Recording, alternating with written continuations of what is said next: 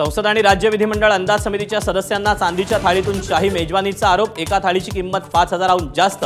उधळपट्टीवरून विरोधकांचा सरकारवर हल्लाबोल।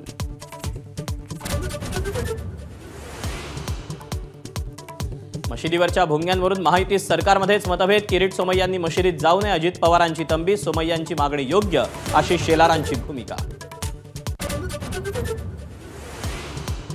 महाराष्ट्र सरकारच्या जाहिरातीत अशोक स्तंभाऐवजी सेंगोल।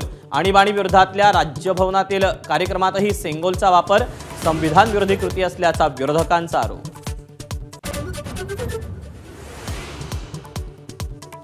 महायुतीचे 7 मंत्री अजूनही खासगी सचिवांविना, तर परवानगीशिवाय मंत्र्यांकडे काम करणाऱ्या खासगी सचिवांना कारणे दाखवा नोटीस। अर्धा डझन मंत्री दुहेरी कात्री।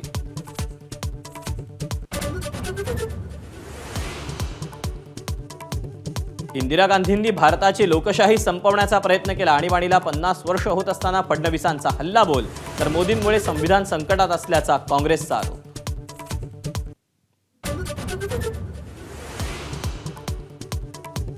पुणे मेट्रोच्या विस्तारीकरणासाठी केंद्रीय मंत्रिमंडळातर्फे 3,600 कोटींची मंजुरी। पालिका निवडणुकीपूर्वी मोठी घोषणा।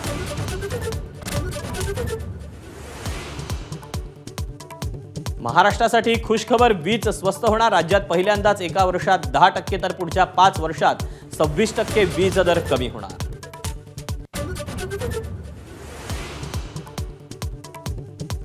सीबीएसई बोर्डाची 10वीची परीक्षा वर्षातून 2 वेळा 2026 पासून फेब्रुवारी मे महिन्यात परीक्षा।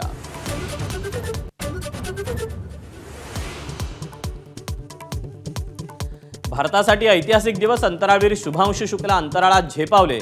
एक्सियम 4 मोहिमेची यशस्वी सुरुवात।